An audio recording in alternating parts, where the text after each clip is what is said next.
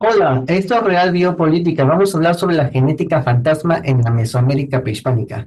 Sucede que hay un estudio que acaba de eh, hacerse sobre esta genética antes de los españoles, entre los nativos de esta zona de Mesoamérica, y han podido datar entre los años 600 y 1350 después de Cristo toda la dinámica de poblaciones que se ha dado y también algunos pueblos que aparecieron prácticamente de la nada. Sabemos que en el Popol Vuh hablan de estas historias de la creación de un humano, ¿no? De un humano, pero también se hacían humanos antes, ¿no? Eso está en el Popol Vuh. Aparecen humanos antes de la era de Saturno y unos después de esta era, ¿no? El humano que aparece durante el primer amanecer. Y hay otros humanos que ya existían desde antes cuando el mundo era un mundo de tinieblas, ¿no? O sea, ya hablamos de eso también aquí en la era de Saturno, ¿no? Bueno, eso es parte del mito, ¿no? Pero veamos la realidad del mito. Hay un linaje genético fantasma que se ha encontrado, que es muy raro, y lo vamos a analizar acá en Real Biopolítica. Vamos a ver acá. Ujú. Esta es la, Esta es la nota, este es el paper. Acá está. El ADN antiguo, la historia y la demografía en el México central prehispánico. Un estudio de ADN muestra los patrones migratorios de antiguas civilizaciones mexicanas que resultan más complejos de lo esperado. ¿Mm? Acá podemos hablar sobre esto. Hablan de este ADN, hablan de lo que sucede hace 1100 y 900 años, hace entre 1100 y 900 años. Vamos a ver, 1100, 2000, sí. Justamente las épocas que he mencionado acá, ¿no? 1100, 1350, por ahí va. Disculpen el frío. Hablan de un episodio de calentamiento global que afectó a las civilizaciones de todo el mundo. En América se dan graves sequías y las demografías comienzan a moverse de un sitio a otro, las civilizaciones también comienzan a tambalearse, ¿no? Así como el paisaje ecológico. Y habla de esta población fantasma, ¿no? Acá habla de esto. Individuos prehispánicos en el norte y centro de México, revelando contribuciones de una población fantasma desconocida. Sabemos que justamente en el norte y centro de México es la ruta de los aztecas, que vinieron desde la cuádruple frontera de Utah, de esas zonas de Estados Unidos, de esos pueblos. De ahí venían los mexicas, que después se llamaron los aztecas, ¿no? Los mexicas venían de ahí. Y ahí justamente dicen que hay una población fantasma desconocida. Algunas poblaciones sobrevivieron en regiones del centro de México a pesar del cambio climático a partir del siglo X. Gran parte de la estructura genética de la población antigua ha resistido la disminución poblacional y está representada en las poblaciones indígenas actuales, tal como lo hemos visto en Perú, que muchas de las poblaciones de Perú siguen genéticamente estables, a pesar de la conquista, el disque mestizaje, pues no parece que hubiera tanto mestizaje, ¿verdad? No parece. Se ha mantenido tal como se ha mantenido. Igual pasa con estas poblaciones mexicanas, se han mantenido así. Pues acá lo puedes ver, ¿no? Contribuciones de una población genética fantasma, ¿no? Es lo mismo que pasaba cuando vimos el tema de los beringios, ¿no? Había una población genética fantasma ahí. Y ahora sabemos que esa población venía de las llanuras pantanosas de la China paleolítica, de la China eh, del último, de la época de las glaciaciones, de esa China, de la China pleistocénica. Sabemos eso. Bueno, vamos a ver sobre esta población fantasma, ¿no? Qué raro, ¿no? Una población fantasma. Aquí vemos la continuidad poblacional y ascendencia genética en el México prehispánico. Los individuos antiguos que habitaron la frontera norte de Mesoamérica antes y después de un periodo de sequías severas de 200 años. Acá está. Acá podemos verlo. Acá está. Acá está. Esta es la línea del tiempo. Ahí puedes ver abajo la línea del tiempo. Pertenecen todos a una población continua. Es la misma gente que siempre ha estado ahí. A esto se refiere. Es la misma gente. Esto contrasta con una hipótesis anterior que sugería que los cazadores recolectores de Aridoamérica reemplazaron las poblaciones, ¿m? Aquí, reemplazaron estas poblaciones, eh, luego del desplazamiento hacia el sur de sus límites con Mesoamérica, líneas sólidas y discontinuas. O sea, reemplazaron las poblaciones. No reemplazaron, se quedaron ahí. Claro que uno que otro grupo se habrá movido, pequeños, más pequeños bandas más hacia el sur, pero no habrá sido pues tan, tan intermitente, ¿no? Sabemos que entre los aztecas había mercenarios mexicas, entre los mayas, perdón, entre los mayas había mercenarios mexicas, y no eran suficientemente determinantes para formar pueblos, no era. Hemos hablado de los cocomes aquí también, ¿no? Hemos hablado de los cocomes, como los cocomes quedan reducidos y solamente su guardia personal, de la última tribu cocome, la más chiquita, termina, como es la guardia personal, termina esa guardia formándose en un solo pueblo junto con los cocomes, ¿no? Los cocomes, estos cocomes, este linaje cocome sobreviviente después de la caída de Mayapan, termina siendo absorbido por sus propios soldados que haya asentada como pueblo. Y ya hemos hablado del último cocome, del lamento del último cocome, también aquí, en Real Biopolítica. Bueno, entonces acá tenemos esto de acá, vamos a ver, ¿no? Los individuos de la Sierra Tarahumara, ¿no? Tarahumara, ¿no? Humara creo que es un nombre, ¿no? Ahí en México, un nombre nativo, ¿no? Humara, ¿no? En esta tierra llamada Tarahumara y Cañada de la Virgen muestran ascendencia genética de dos poblaciones fantasmas distintas, la población Upopá y la población Upopá II. Son las dos poblaciones genéticas fantasmas. Y justamente estas poblaciones genéticas fantasmas aparecen ahí, en la Sierra Tarahumara y en la Cañada de la Virgen. Esas dos poblaciones. Y estas poblaciones, ¿de dónde vinieron? No se sabe.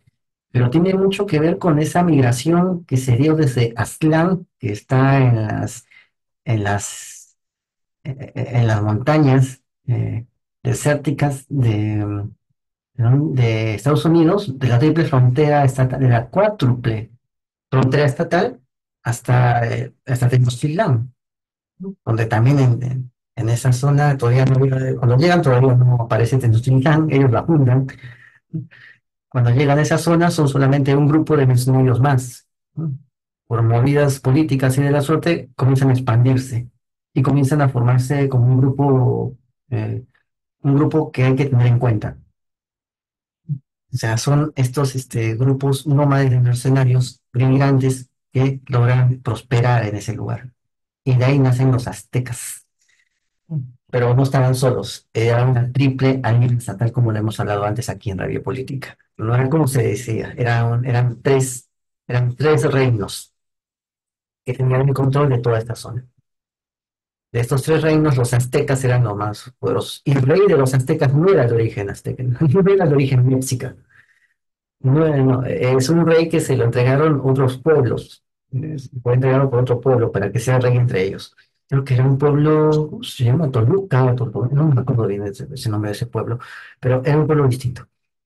El linaje de los reyes aztecas no era azteca, no era azteca. Sí, sí. Era un príncipe del reino vecino que fue entregado para que los dirija. Para que es como era la situación, ¿no? Entonces, ¿qué era este linaje fantasma? No lo sabemos.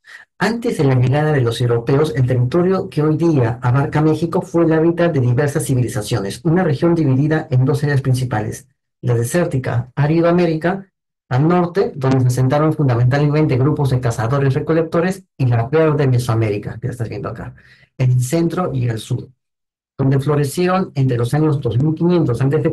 y 1521 después de Cristo algunas de las principales sociedades agrícolas del Nuevo Mundo, como son los mayas y los aztecas.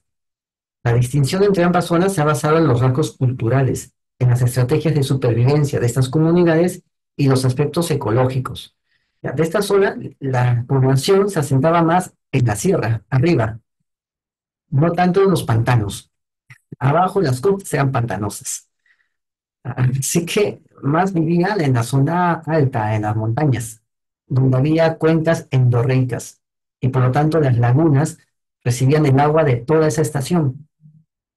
Y esa agua se quedaba ahí, estancada, no se de nada, pero seguía el agua ahí, y la biomasa podía vivir hasta la siguiente lluvia. del siguiente año. Podía sobrevivir toda esta biomasa. Entonces era más seguro estar ahí, ¿no? Pero no solamente era más seguro, sino que era más disputado. Más disputado. Bueno, entonces acá, entre los años 900 y 1030 después de Cristo, se registraron una serie de décadas de megasequías que duraron décadas. Ahí está. 900 y 1030 y 1300. Ahí está la megasequía, el drought, lo dice drought. Esa es la megasequía. Las megasequías duraron décadas. Provocaron el desplazamiento hacia el sur, eh, entre ambas zonas. Según se aprecian los registros arqueológicos, tuvieron que ir hacia el sur, ¿no? Por las mega sequías. En lugares más secos estaba peor todavía.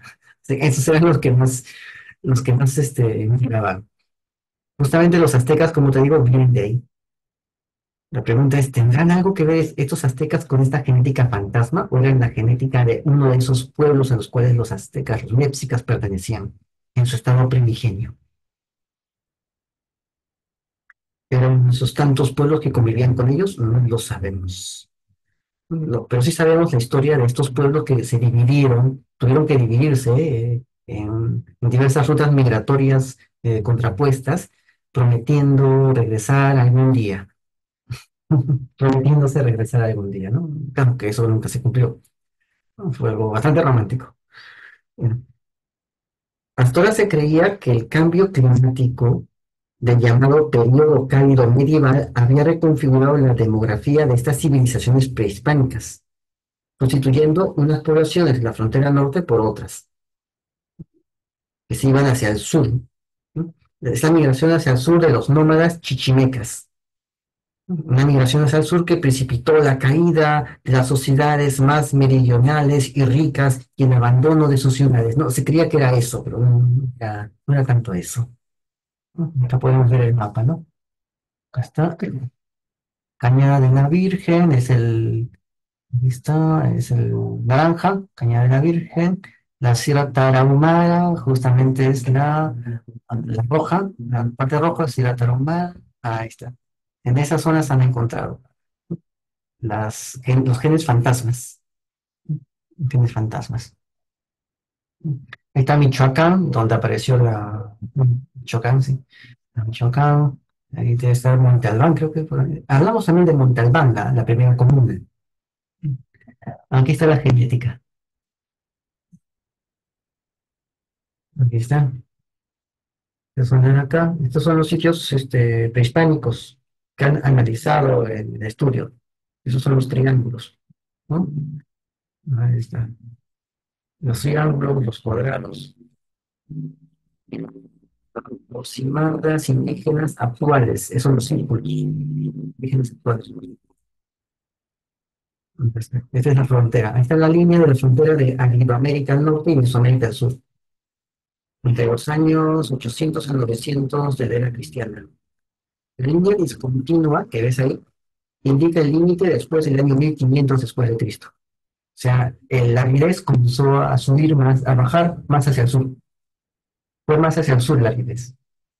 Pero en el año 1000, antes del año 1000, la aridez era de la línea continua. La línea discontinua es ya en el año 1500. En el año 1500 ya estaba, la aridez había bajado más hacia el sur.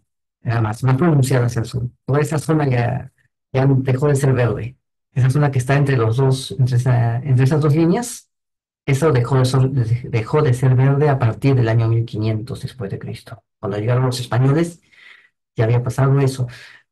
Entonces había una opción que era migraciones o quedarse ahí y ver cómo se reducía la población. Sabemos que esta gente era caníbal. Así que si no ha habido muchas migraciones significativas que suplanten una población por otra, significa que la reducción poblacional se dio de otra manera.